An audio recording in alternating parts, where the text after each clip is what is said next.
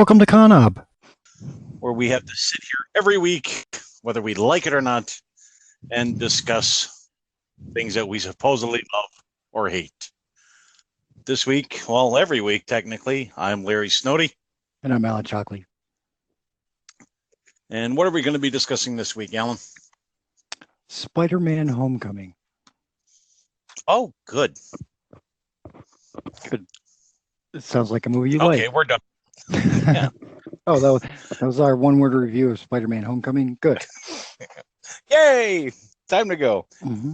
Now, in the contract, it doesn't say how long the show has to be, just that we have to discuss it. So that's right. And this will probably be a short one because I don't have much to say about Spider-Man Homecoming except that it was good. Okay, well, let's talk a little bit. Go ahead. You were saying. No,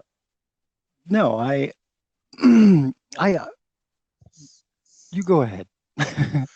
Okay. Well, there's quite a few things that I really liked about this film. One, we didn't have a rehash of the origin story. Positive. Okay. We didn't have to see Uncle Ben die again. We didn't have to see the spider bite him again. We didn't have to go through that. It was mentioned. Yes. But we didn't have to see it. It didn't take up a good part of the movie. And I really love that. A couple of lines each, once for Uncle Ben and once for the spider's dead. Okay, it bit me. Yeah, so just like, all right, that was quick. And the other thing I liked was at the beginning of the movie, it was pretty much straight to the story. Yep. I mean, you got the short Vulture introduction. We see why he's doing what he's going to be doing, and how he got to that point. But I mean, we didn't see the building of the suit or crimes that they had committed. Nope. That 8 years later. That 8 years later covers a lot of ground. Yeah. So I'm like, yes, I love that. And so I mean, the fact that they just cut all the BS out of it, I was very happy about that. Well, you remember back when we were talking about Black Panther, we were talking about representation and how we were two white guys talking about this. Huh. Well, we were two white kids who went to high school, for sure, together, in fact. And I'm surprised you admit that, honestly. So I feel like this movie did a good job of capturing what it was like to be in high school and maybe be a Spider-Man. Well, I think one of the things that I liked was that there wasn't really, in the high school, they didn't really have cliques, so to say. I mean, right, because the whole high school it's a science and technology school, so it's an all nerd school, basically. So I mean, technically there was a clique, they're all of it, but there wasn't the jocks, and there, although Flash is a bit of an ass, but that's something else entirely. Have they retconned that in the comics so that he went to a science and technology high school? Because it was just a regular high school when I was a kid. Same here, and it might have been in the Ultimate Universe, but I don't think so. Yeah, I mean, it goes a good way to explain how scientifically advanced Spidey is, right? Right, and how he comes to all these things that he can is that he's very intelligent, and he goes to a school for very intelligent children, especially in science. So that works. I mean, it kind of helps fill it out a little bit. Did you get the John Hughes feel from the movie? Parts of the movie? Not so much. I mean, the party scene, I kind of got a John Hughes feel because Flash razzing on Peter. Mm-hmm. That's. It kind of also reminded me of Revenge of the Nerds to a certain extent, with the jock picking on the nerd. So I mean, it had an '80s feel to it. I don't know about John Hughes specifically, but there it was. So, but you were saying about feeling point of view or representing Spider-Man and everything like that. And I mean, that might have been the person that character that you glommed onto.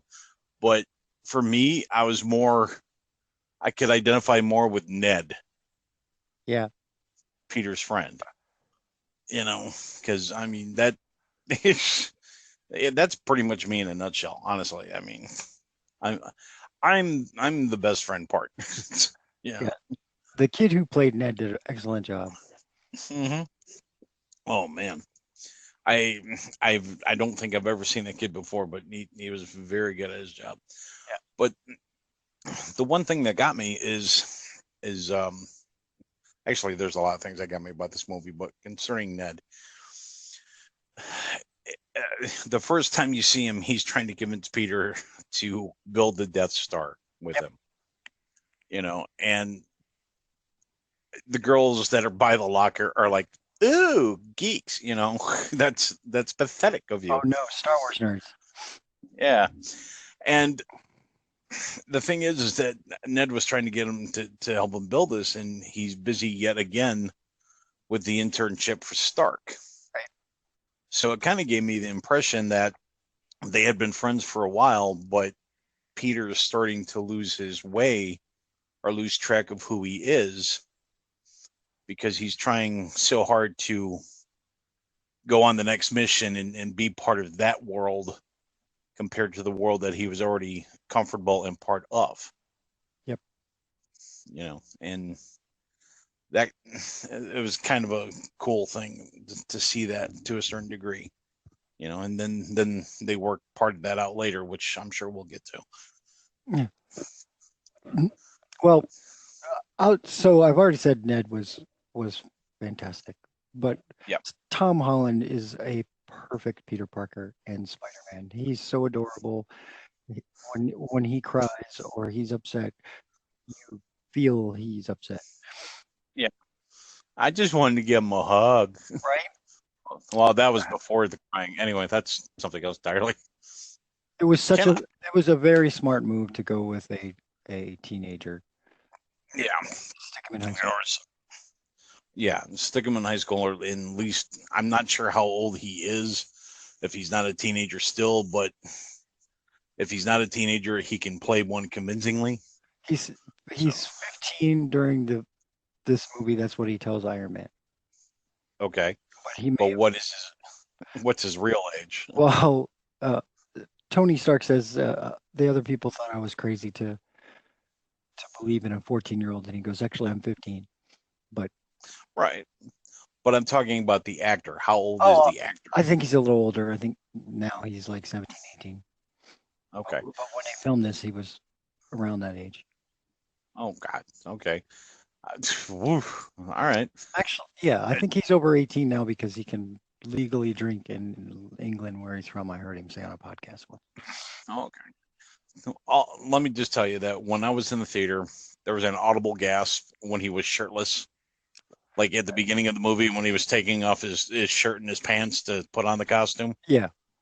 There was an audible gasp in the thing. And then later on when he's in his room and he takes off the costume and Ned sees him. Yeah. There was another audible gasp. And I just find that funny. But I'm also kind of scared because I was the only one in the theater. So that kind of got me. But actually, I do want to bring up one thing with that. Okay. I Peter in his room jumps down and Ned sees him and he drops the Death Star, and that brings in Aunt May. Right. Okay. Peter has no pants, no shirt on because he threw the costume off. Yeah, he dropped it to the floor and kicked it over. Yeah. Aunt May doesn't say anything about him being almost nude. She says put some clothes on because they're going to go out to eat. Well, yeah, but she doesn't even question that up to that point he was almost nude. No, and I'm like, presumably Ned and him have been friends since grade school and have had sleepovers and all that kind of stuff. So obviously she let him in and let him hang out in his room and stuff. It's not like he's a stranger. So apparently they've seen each other in their skivvies before. Well, I understand, but I don't know. But with my parents, there would have been questions. That's all I'm saying. Maybe the fact that it's an aunt, and she doesn't want to do too much. I don't know, my parents would have had some questions like, "What the hell are you doing?" Yeah. You know, why are you almost naked?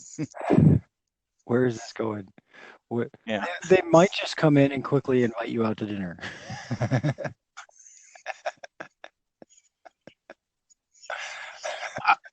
that's just beside the point. Anyway, So no, I gotta say I enjoyed this movie. I liked it. I like it was a good Spider-Man movie. Uh, I I feel a real strong connection to the Raimi Spider-Man movies. I hated the second set, the Amazing Spider-Man movies, and I can't put my finger on why I hated them so much, but I think it had to do with ridiculous villains. I I've seen the first one. I haven't watched the second, The Amazing Spider-Man 2 or whatever. Yeah. I haven't watched that one yet. Not that I don't want to, just other things came up and I'd rather watch those. You know, it I like the Sam Raimi stuff. The third one, I think he went a little bit off the rails. Oh, Emo Spidey, you know. But I thought this movie was a good steering back on course. Yeah, it was a nice reboot type thing. But and one of the things that got me was there was quite a bit of comedy in this movie, which honestly fits the Spider-Man. yeah, that's where it belongs. Yeah, because one of the things that got me, and I knew this was going to be interesting, it was when we go back to the first time he's taking off his clothes to put on the costume. He webs his backpack to the dumpster. Yep. And from the impact, this wet spludge comes down onto the back. You know, it's just in the background and everything, but it's just like, and it's like, okay, that's going to be interesting. He's never going to see it again, so it doesn't matter. Yeah, but I'm just saying, it's like, okay, little things you got to look out for and whatever. That's going to be interesting, and him falling on his face when he's doing the web slinging. Yes. You know, that I'm okay. Yep. You know, doing the backflip for the one street vendor. You know, that that guy. Go ahead. That was a weird scene to have. It's like Spider-Man must stand in front of a flag. Yeah. Dun, da, da. Well, there's always that heroic pose or patriotic pose somewhere in every movie. Yeah, well, this one's full of it. Again, I went on a screenshotting tour to try to find a good encapsulation of this movie in still pictures. And right, again, it is a well shot movie. Wherever you see Spider-Man, he looks great. But I'd say it's a really good costume too. Yeah, it's very form fitting. It's a very nice costume. We get it, Larry. He's cute. Actually, I should link to this one guy. No, there was somebody that ordered the Spider-Man movie costume. Yeah, from this movie, because he's a big cosplayer and he puts it on, and how is all I can say. Okay. But speaking about Ned, the Ned thing we were talking about earlier, the Ned asking questions montage. It's great. You know, I'm like that felt real. You know, that's like you find out your best friend has these powers, you're going to ask shit like this. That's what I meant about the high school. That was a good representation of what Spider-Man would be like in high school. And the conflicts that came in. I thought that it was a good comic book movie. I'll give it that all the way through. I thought the costumes were great. I thought the bad guys were sufficiently evil, but not evil, but justifiably evil. I don't know how to say it. You could say sympathetically evil. How's that? All right, that's good. That's good. You understood where he was coming from and why he was doing what he was doing, and that's right. It's all Tyne Daly's fault. Yeah, exactly. You know, she got lost Cagney and Lacey, man. It's horrible. But the thing that got me was the first question he asked was, "Do you lay eggs, or can you lay eggs?" And the expression of Peter's face and his reaction was that laugh. It was like, no. And I'm like, that I there's no better way to deliver that line. That just seemed so germane, just so real. It's like it's just that's a weird question, but okay. So I dug that. But some of the things some of the subtle things that got me, not subtle, but more like Easter eggish thing, was the fact that damage control was brought in. Yep. Now, I don't know if you've ever read any of the damage control miniseries or anything like that, but they were mostly played for humor. And it's the company that's brought in when all these superhero fights happen. They're the ones that clean up and get things done. And I've always loved that idea, and I liked the miniseries when they were out. So to hear damage control in the MCU just made me kind of do a little geek yay type thing. Wasn't the assemblage of henchmen around the Vulture, was that supposed to be symbolic of like the wrecking crew? Well, I think one of the guys that was the Vulture, were on the Vulture, Henchmen was going to be the Scorpion eventually, but no, that was one of the guys doing the deal on the ferry, I think. The guy who was the Scorpion, yes, was a dealer on the ferry. Yeah. Yeah, it was just the dealer on the ferry. Because basically, the guy who was Shocker showed up for work right in the opening scene late, mm-hmm. and was unceremoniously, accidentally murdered. Yeah. Well, is it murder if it's an accident? Well, it'd be more like manslaughter, wouldn't it? I don't know. It looked like a pretty gruesome manslaughter. It's not often you get a pretty manslaughter. Oh, that's a cute manslaughter. The unicorn disemboweled them. That's just beautiful. Yeah, no, that doesn't happen. Okay. Sorry. But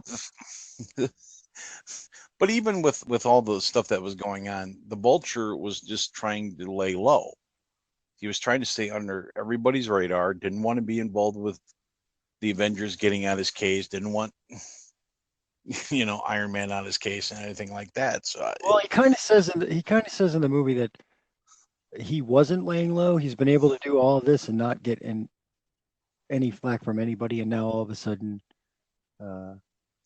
Stark's on my case because of this kid in a red suit. Well, I mean, he wasn't doing anything major, really. Right. He wasn't doing a big thing. He was grabbing little boxes at a time, I guess. Yeah. And, and so when Iron Man and the FBI show up and everything like that, and everything kind of hits the fan, that's when he decides to do that big money grab.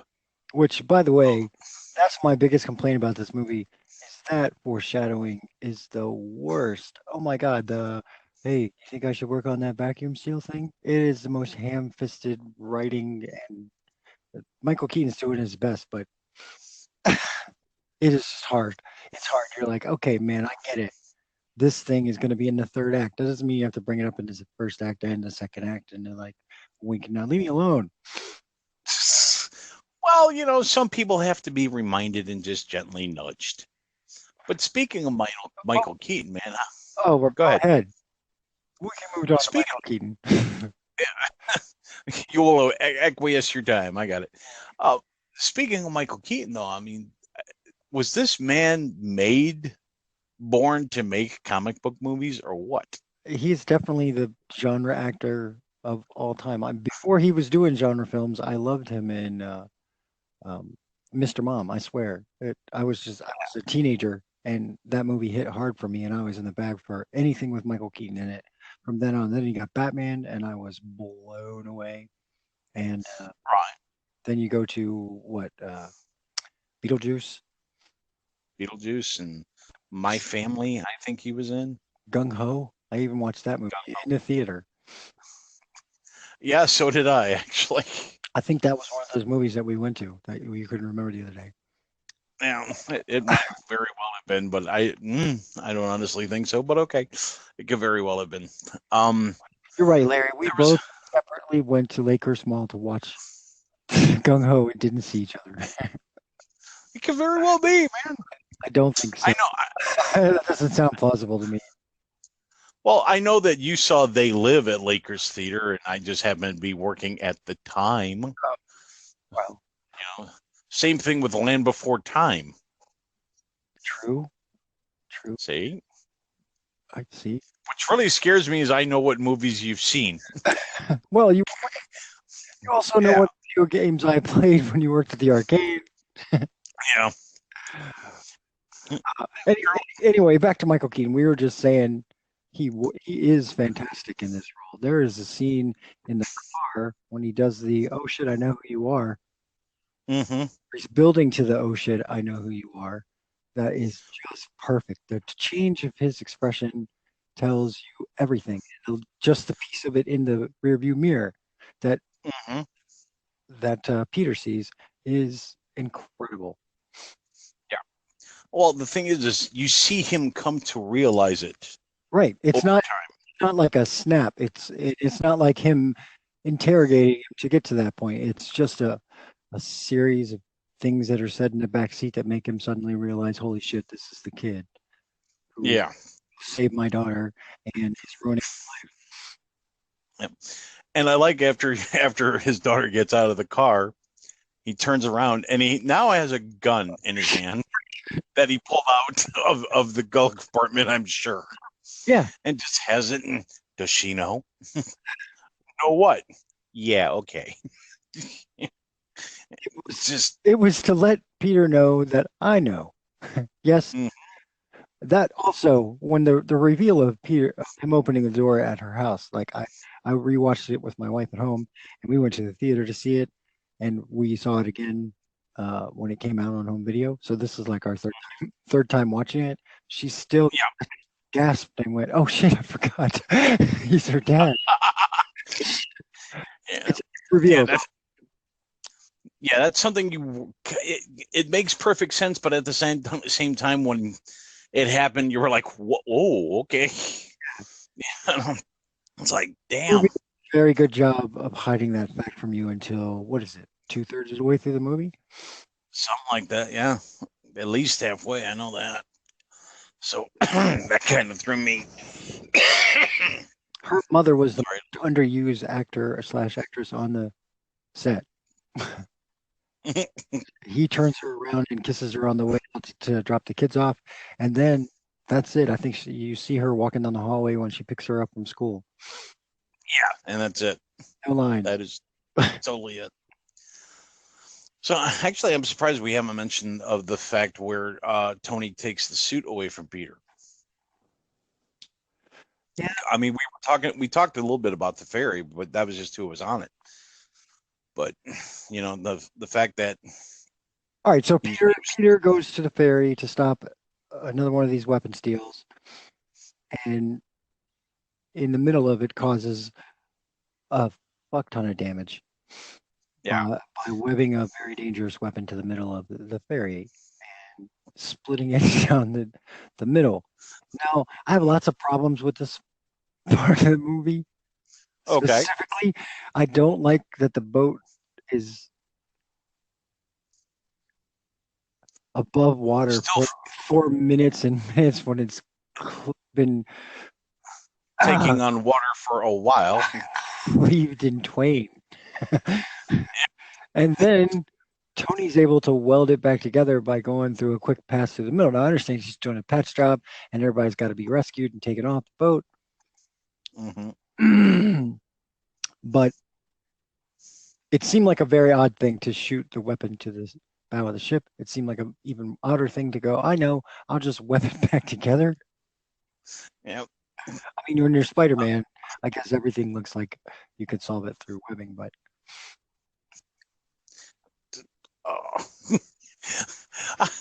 I'm sorry. I'm thinking about when it has been cleaved in twain, and it's Walmart, and he's going from side to side, and he's like web grenade and all these different type of things, and the what the heck is the name of the AI on his suit? Karen goes, "Congratulations, you were 98% successful." Yeah, and he's like 98, and you hear that one guy clap hands. Yeah, the one guy's like, "Yay, Spider-Man! Yay!" And then it goes twink, twink, twink, twink, twink, twink. But the thing is, it started right where that guy was clapping. Mm-hmm. So if that guy would have just not clapped, it might have held. So I think that guy should have had the suit taken away from. No, but go ahead. So it is a little strange. The new suit's a little strange. For a Spider-Man fan, right? His old suit, his homemade suit's a little Ben Reilly kind of looking. And he never actually made the Spider-Man suit that we all know and love as the Spider-Man suit. This is a perfect recreation of it, but Tony made it. Yeah, that's weird. And has a kill mode. Yeah, the suit is a great supporting character in the show. Karen is great when she says "kiss her."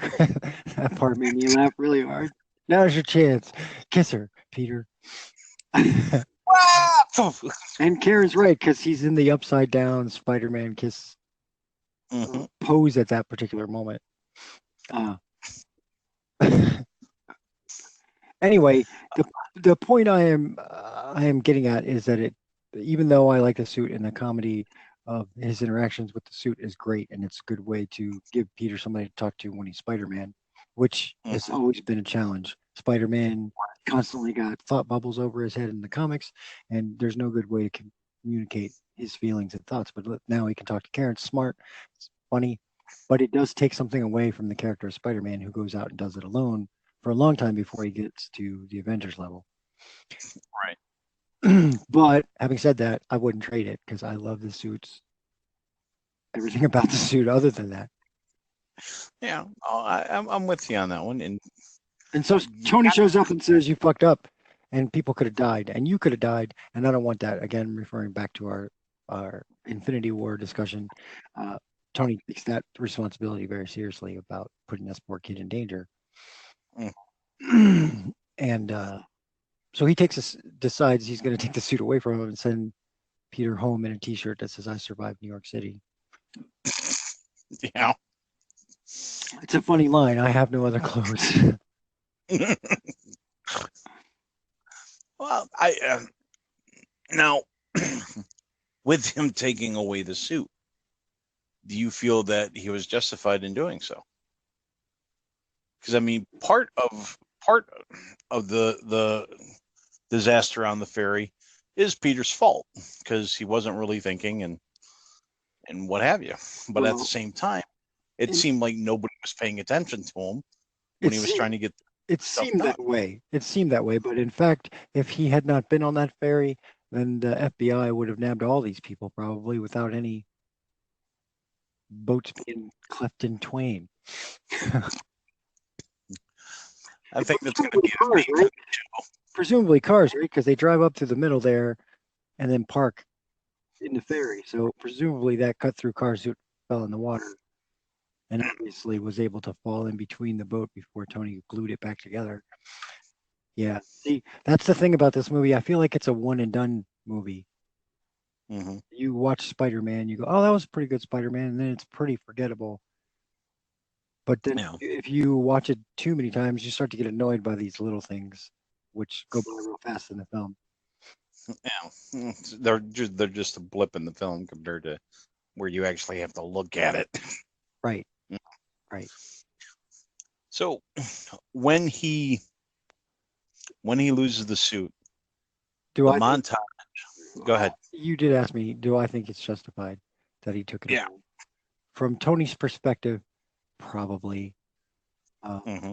From the viewer's perspective, I hated the old suit the rest of the time he was in it. If the movie had started with him taking the suit away, yeah, immediately, and then we had the old suit for a little while, and him doing neighborhood Spider-Man stuff, and then him getting the suit back for the last third of the movie, the final fight, that part of the movie, right. I felt like the suit would have been a great addition to hanging off the side of an airplane rather than wearing a hoodie. Yeah. But so me as a viewer, no, I didn't think it was justified. It was bullshit. I didn't show up to watch him fight crime in his sweatpants or whatever he was wearing. Okay. All right. I get you. But after Tony took the suit away from him, the montage that proceeded, that followed that, where he does build that Death Star with Ned, and he does better in school, and he does everything like that. It seems like he gets to. It seems like he's course correcting. Yeah, he's had to, because he's got nothing to do now. He doesn't have the suit. Well, that's his whole character arc through the movie, right? He gets to the point where he doesn't require his want, using the wants and needs metaphor. He doesn't need to satisfy the want of being an Avenger. He needs to just be a hero. Yeah, which is just him, and grow. He's not ready for the Avengers. He's just a kid. Yeah, and I think that's at the end when he's offered, the position in the Avengers. He's just like, no, I think I'm gonna stay on the ground for a while, and I think that's where he kind of realized.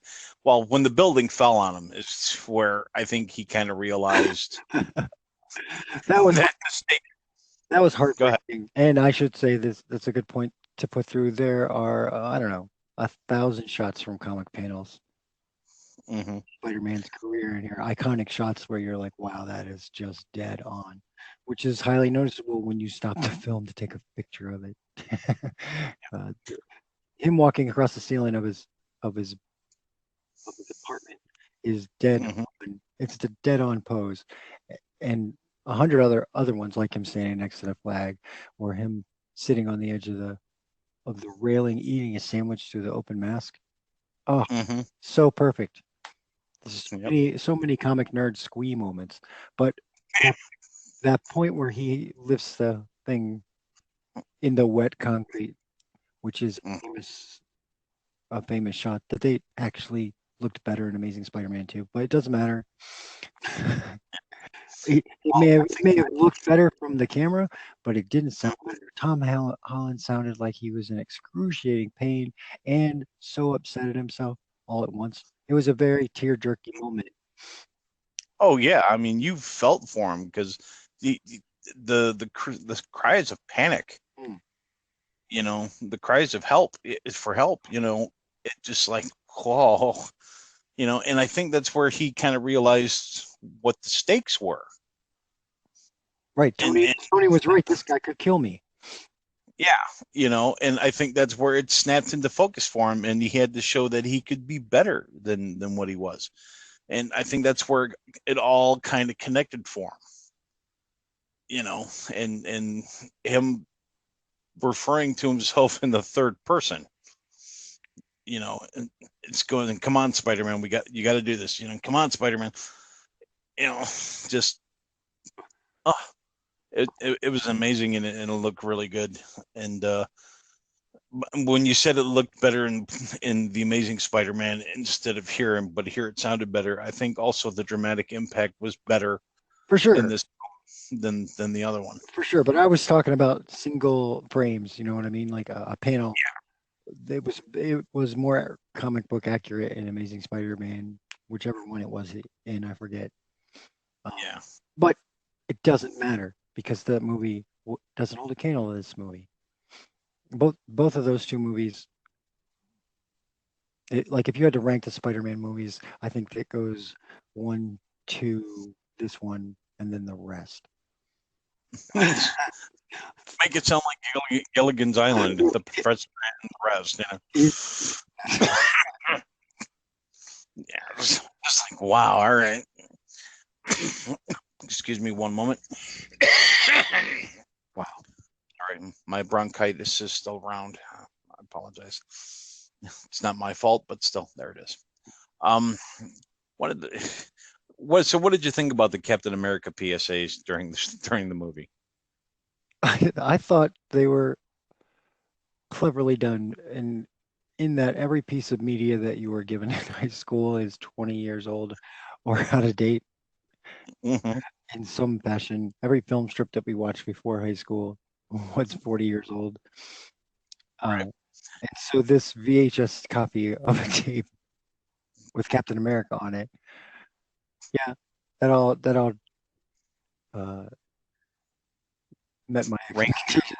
Met my expectations, and Hannibal Buress showing up made me happy. I would have liked another 20 minutes of him. Well, go ahead. Another 20 minutes of him, another 30 minutes of Donald Glover in this movie would be great.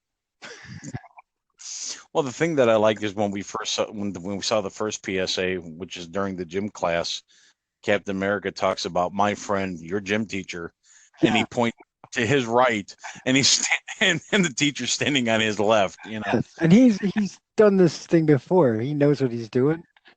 Yeah. So it's just like, all right, I'm pretty sure he's a war criminal now.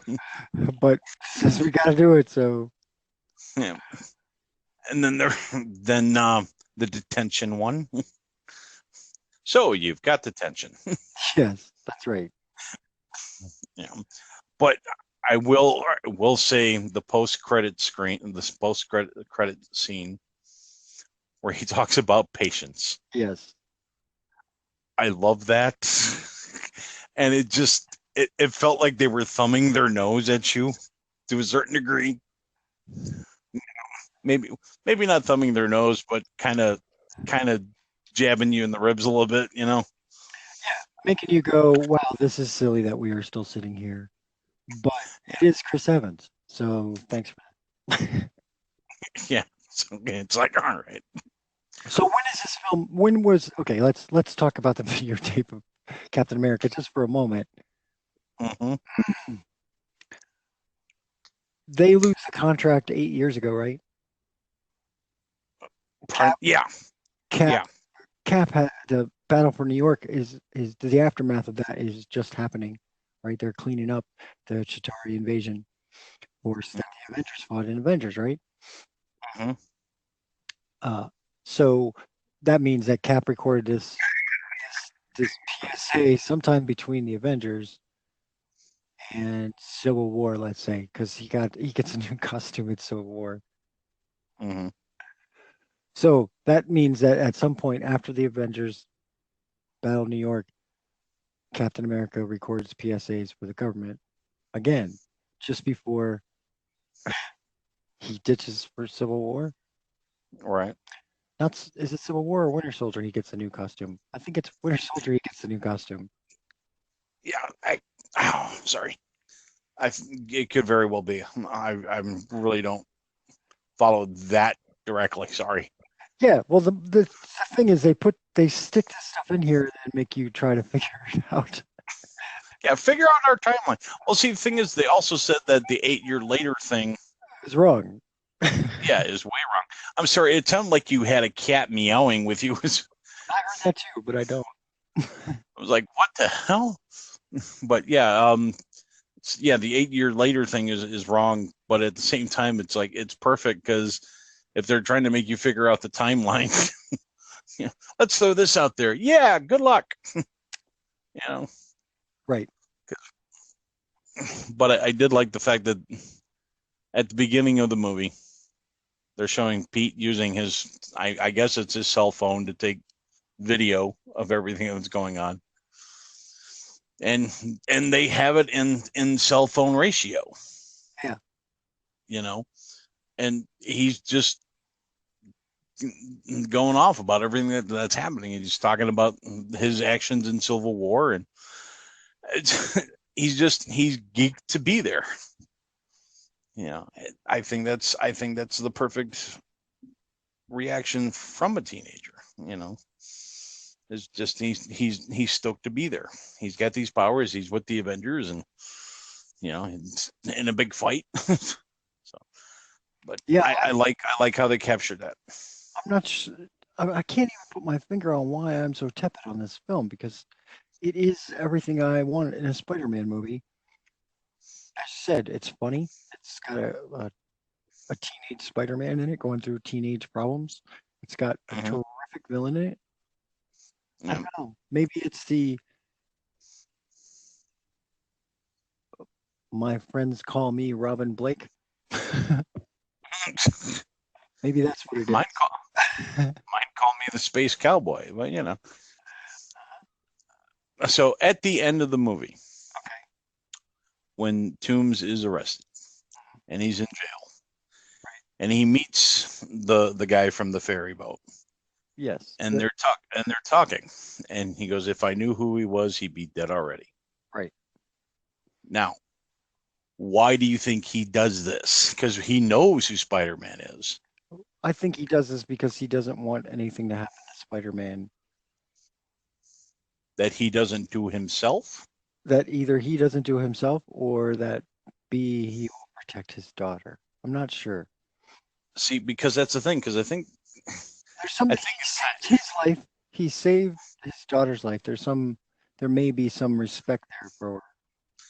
Yeah. Because, I mean, I think that's a big part of it. But not only that, but I also think that he kind of realizes that with the people that he's associated with, is if they're going to go after Spider-Man, they're going to go after the people that he loved. Right. And that includes his daughter. So, I mean, it could be very well a show of respect that, hey, this guy saved my life, saved my daughter's life. I'm not going to contribute to something bad happening to him from somebody else. But also from the thing of, I'm going to protect my daughter, because if they go after the people that he loved, that's my daughter. Plus, there's, this guy was busted during an FBI sting operation. And he just walks up on you in jail and says, hey, maybe you're like a little, I don't want to tip away my hand to the feds if this guy's a mole, stoolie, whatever the kids are saying about bitches get stitches. Yeah, snitches. Yeah, snitches, that's it. Well, snitches are bitches, so. No, I get what you're saying. But I mean, it kind of got me when he did that, because I'm like, all right, because we already know he's really not that bad of a guy for the most part. Just stuck in some extraordinary circumstances where he was able to do some stuff. Although I do, given the ability to have a suit that lets you fly and access to extreme technology, which makes you lots of money, maybe that the filmmakers are trying to say this is the choice that you might make, especially if you have a family and you're about to lose everything. You had to fire all your employees and all that stuff. Nobody's getting hurt, except for the government, which screwed me. The little guys. See, now he's just even more sympathetic. Yeah. And that to me was the whole thing. But the one thing I really truly loved was at the end, right before the credits, Spider-Man's in his room. He's wearing the costume, and Aunt May is standing right behind him. Yep. And she says, "What the fuck?" And he cut it just before. Yeah. Well, I mean that, but now Aunt May knows. Yeah. So they're either going to have to deal with that in the next film or somewhere along the line, to where either he's got to lie to her or he's got to admit it to her. And I personally, I kind of like the idea, since they've made Aunt May younger. Yeah. So she's not so frail and her heart's not so, ready to stop at a moment's notice, that having an Aunt May that knows Peter's secret, I'd like to see what they would do with that. Right. I would too, because it is a trope in the books that she's scared of Spider-Man. She thinks she believes J. Jonah Jameson whom we are not introduced to in this movie because why would be? He's a teenager, he doesn't work there yet. Yeah, exactly. But that bit at the beginning you were talking about with the cell phone camera tries to establish that he is interested in photography, at least. right. And the video of him on the subway, I think, is supposed to be footage that he captured and uploaded, I think. Yeah. Did I say subway? The video he's Yeah. watching in class on YouTube. I don't know where he was at that time. I think was supposed to be the video that he shot. Yeah. Yeah. So I think they're establishing he's Peter Parker. My favorite running gag through the whole movie is how much everybody wants to sleep with his Aunt May. Ned is all into it. Dude, Ned, Tony, sandwich guy. Oh yeah. Oh yeah. On the house. Ooh. Okay. Yeah. And honestly, you can't really blame him. That's a waiter. But I mean the sandwich shop baker who says something in Italian. In Spanish or Italian, yeah, some foreign language. I wish they had subtitles for that. Because I'd like to know what he have said and what Peter said in response. Oh, they had subtitles on my DVD, on my digital copy. It said he has a very hot, sexy. His aunt is a very hot and sexy woman, and Peter says, uh, Peter says, "You're something about how is your daughter?" Or I hear your daughter's pretty good, and that's why he goes. It's more expensive than it normally is. Okay, well, I kind of figured he said something, smart alecky to him, but yeah, the one I rented digitally didn't have the thing, so it kind of threw me. I'm like, dang it! But at the same time, I guess the Xbox digital version of Black Panther didn't have the subtitles when they spoke Wakandan. Wow. But the PS version did. So I got lucky on one and not lucky on the other, I guess. Future movies must be watched on the PlayStation.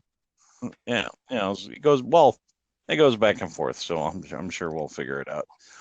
But no, just so the animation and the music that they had for this movie, do you think it fit the film or? I think there was a musical cue call back to the old theme song. Oh yeah. They reworked the '60s theme song a little bit, yeah. But I mean, the kind of like '80s high school music soundtrack they used was all right, but the end credits I did not care for at all. I was like, why are you doing this to this movie? Well, I kind of like the fact that I believe they were using the Ramones. Yeah, I didn't mind the song. I didn't mind the song. I just meant the animation that they used at the. It's not really animation. Yeah. It's like still cartoons, but it didn't fit the tone for me. I don't know. I thought it was pretty cool because it was all kind of cartoonish in its own way anyway. With the way Peter's zipping around and jumping around, and of course that's you got to admit he's a hyper teenager. I don't know. I thought I went with it pretty well, so I liked it a lot. So, what is their basic consensus on this film? It's a good Spider-Man movie. Yeah. Do you think it belongs to the MCU? Yes. It's Tony Stark in it. I think it has to. It's got Happy Hogan in it. That's another thing I liked about this movie. I should talk more about what I liked. What I liked was there's not a throwaway line in the movie. Right. Every single thing is a building block to another part of the movie. Right at the beginning, he's talking to Tony in the car while he's still videotaping him, and he goes, "Happy wants to move on from chauffeur to asset management." Yeah. He was head of security, then he was my personal chauffeur, and then Actually, I think he said he was forehead of security. I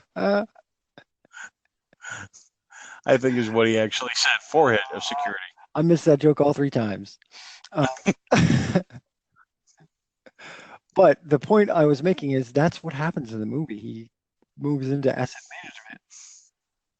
That line is there, even though it's just a joke for him to say, "Look, I talked to you about that in confidence. I didn't really want you to." It's really hard to everybody else. To do. Jon Favreau is killing it as Happy Hogan. There, I said it. Yes. I kind of like every single executive producer credit he gets in the Marvel movie. Well, I liked at the end when Peter is walking out of the building and Happy and Tony are still talking. Yeah. And Happy was just like, I told you he's a good kid. Aww. And it's like, oh, you've been ignoring him most of the friggin' movie. But you thought he was all right. That's nice. They step on every good thing to happen every time they can. He's in the bathroom telling how much he appreciates him leaving his ass, and there's a kid flushing a toilet. And giving him a strange look, you know. I did love that line. He goes, "The boss wants to see you." And he goes, "Is he in there?" He says, "Is a bathroom?" No. He's upstate. Let's go. Oh man. Actually, let's go back to Ned for a second. Sure. The guy in the chair. That just seems to be like his. I don't know what's the word I'm looking for. It's like the highest he thinks he can attain to.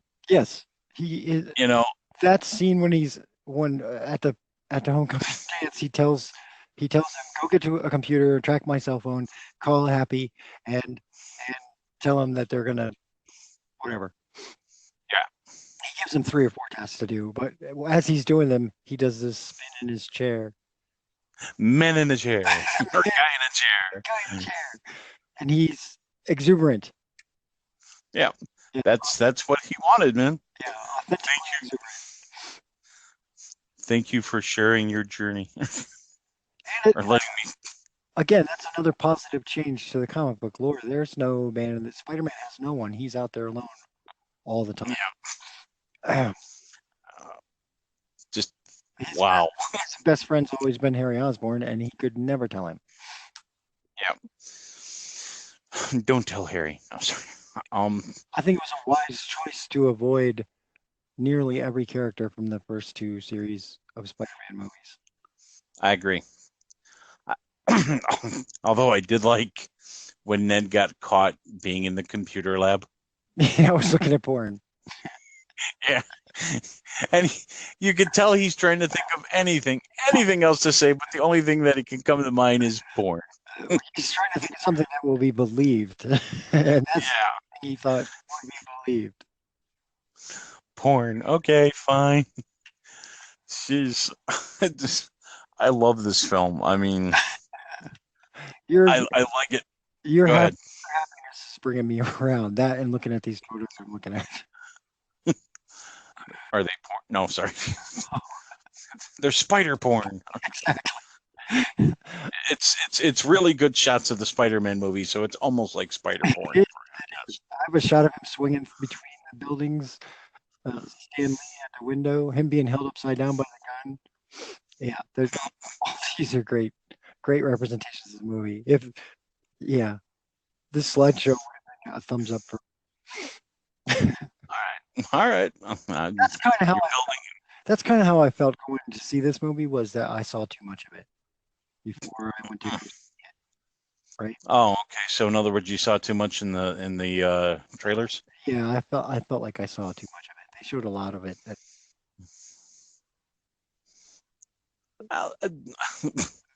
Yeah, I agree. They showed a lot of the payoff moments, which you should never do. You should show like hero moments and beauty shots, but you shouldn't show the payoff moment. Yeah. And they showed the entirety of the ferry scene almost in the various trailers that came out before it. In the what scene? The ferry. Ferry, okay. I did not hear what you said there. I thought you said Barry or Mary, or I just couldn't come up with Fairy for some reason. But you mentioned Donald Glover earlier. He really wasn't in the film that long, but he maintained a really good presence. Yeah. And there's talk about that he's probably Miles Morales' uncle. Absolutely. When they show his when Karen looks him up, because I can't place these people that I saw at the bridge the other night, and Karen does facial recognition. She can't place the two goons, but she can place Donald Glover. His name is Aaron Davis, which is Miles Morales' uncle in the comics. Okay. And he says, I have a nephew who lives around here. Yeah. But I also think, if I remember correctly, when they were showing that, it also showed that his name was also known as the Prowler. Oh, I didn't see that. Go back, because I could be wrong, but I don't think I am on that one. But yeah, it's also the Prowler, which that's a character that I didn't expect to see. It was a good character. I liked it, but I didn't expect to see it. Did you expect the first Shocker to disintegrate? Nope. Actually, I didn't expect the Shocker to show up at all until I heard the name, and I'm like, all right, that's kind of fun. Then he dies, and I'm like, oh, well, that was a quick cameo. Right. And then he throws it to the other guy. You're the Shocker now. That's right. Oh, okay. We got two of them. Two for the price of one. All right. I go with this. He was the Jimmy Olsen of this film. God, I have to give this movie a lot of credit. I thought it was pretty well done. I laughed a lot. I think it fits more here. The comedy fits more with a Spider-Man movie than with any real other Marvel movie. I mean, Thor Ragnarok was pretty funny, but on one hand, while the comedy seemed to work, on the other hand, it also seemed to kind of take away a little bit with Thor. With this one, with Spider-Man, I think it added to it without really taking away anything. Because I think you expect comedy more from Spider-Man with the foibles and the fact that he's still a teenager and he's going through stuff than the other movie where you're dealing with a god, Right. So, but that's just me. I could very well be on that thing. But one of the things I really do like, actually, there's a lot of things I like about this movie, and I keep saying that, is when he interrupts the first arms deal that he sees, and he's being dragged around,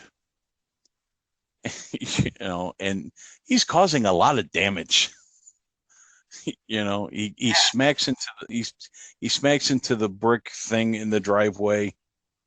He's trying to catch up, and he's running, and he's breaking through fences. He did a web spin and brought down the treehouse. I'm like, yeah, this kid needs more practice. And so you can almost kind of see Tony's point when he was taking away the thing. It's like, you need practice, kid. Except you need to grow up a little bit more. Show like a mastery of the suit's capabilities during that scene in the ferry. Yeah. Well, the thing is he was stuck in Damage Control's basement for a long time. Yes. So there was that time. So he practiced then. That was when he got his practice in.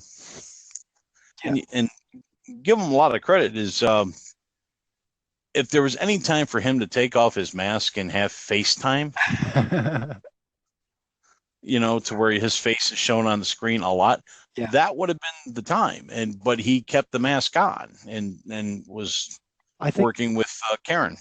Right. I think that was part of the deal, is that it gives him a chance to wear the mask more often than any of the other characters would. Yeah. And I go with that. I think that's pretty cool. So I say, according to this article that I have open that I want to close, so I'm going to stick it in here, says that Aaron Davis is a burglar and criminal who goes by the Prowler, who pulls off petty crimes, including at one point breaking into Osborne Industries. Yes, the birthplace of the radioactive spider that bit Peter Parker. There, a radioactive spider sneaks into Davis's bag, eventually crawling out and biting his nephew, Miles Morales. Yes. Okay. So yes, he was the Prowler, and yes, he is. All right. Cool. Mystery solved. Yes. And so that means that you will probably see him in the second movie. And I've got no problems with that. Yeah, right. Put him in everything. He's really good. Yeah. I think he was pretty good in that role, and I think he'd be pretty good in any other role that you give him. So, but we have approached that hour time limit, so we are going to have to finish this episode. All right. What's your favorite line from this movie? Since you laughed so hard. Actually, I got a couple of them. It all depends on my mood. Yep. I like Ned when he's talking to Peter. He's like, "Thank you for letting me on this journey." Yes. You know, and it's just like, on one hand, it's endearing, you know, because he's honestly grateful that he's allowed to be part of this ride. But at the same time, it's like, I just kind of want to smack him in the back of the head, and I'm like, dude, you can be, you deserve more, you know, type thing. It's like, don't just put yourself into this bubble, dude. You know, yeah, you're helping him out, and that's great, and that's part of the thing. But you know, don't live for that. Don't live for him. Be your own thing. You know, and at the end of the movie, again, when Aunt May's standing there, what the fuck? Yeah. Like that. I love. I was going to guess that your favorite line, which I'm going to call my favorite line since you didn't, is okay.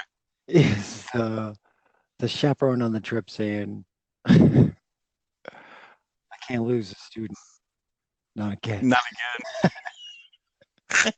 Oh, I forgot all about that. But I do like with that chaperone goes, "What did I tell you about using the bell for comedic effect?" Exactly. That was so great. Yeah. All the people who had small, tiny parts had great jobs at those tiny parts. Yeah. Although the other favorite line is the back and forth between, "Don't worry, the safety systems will be fine." And then Karen going, "The safety systems are failing," and he goes, "We're perfectly safe in here." And he goes, "They are definitely unsafe." I love that too. Yes. That made me laugh. Oh man, it's just like it was a well written film. It was a well acted film. I think here's a question for you: the inclusion of Spider-Man in Civil War before seeing Spider-Man: Homecoming, before it was released. Do you think that helped it, or do you think that took against it? Well, I can only look at it from my perspective, and my perspective was I wanted to see this Spider-Man in his own movie after seeing Civil War, and I was done seeing Spider-Man. Right, before Civil War. Even as a comic book lover, I just could give no shits whether or not Spider-Man was ever in another major motion picture. That's how badly Amazing Spider-Man 2 upset me about Spider-Man. Okay. But after seeing Civil War, I was like, I got to see this Tom Holland kid get some more time. Okay. He was so great in it. Yeah. He had that same childlike enthusiasm that, you know, there isn't in any of the Avengers. Right. I agree with you. And I think the fact that they brought him in on Civil War before they released Homecoming was a very smart move, because I think that piqued everybody's interest when they saw the new Spider-Man and how he moved and how the costume looked and the attitude and the acting. You know, that's right. I think that added everything to it, and I think that was a big part of it. So that the easiest way to announce that he was back at the right studio, let's say, and naming the movie Homecoming, that's even smarter. It's like a quadruple entendre. Yeah, it works on so many levels. All right. Well, ladies and gentlemen, that has been the show for today. Again, we were discussing Spider-Man Homecoming. Uh, Join us again when we'll be discussing another movie. Not sure which one we'll be discussing. We don't get told until the week before, and tomorrow starts the new week, so we won't find out until tomorrow. But please keep joining us every week, and if you have any ideas or suggestions, please feel free to let us know. Yeah. But I am Larry Snowdy. I'm Alan Shockley. And we are contractually obligated. That'll get better over time, I'm sure. I hope so. Thanks, Larry. Have a good week. You too, bro. Peace. Also, if you want to hear more of Contractually Obligated, please give us a like, subscribe, rate us on iTunes, all that nice stuff. Or you can wait around and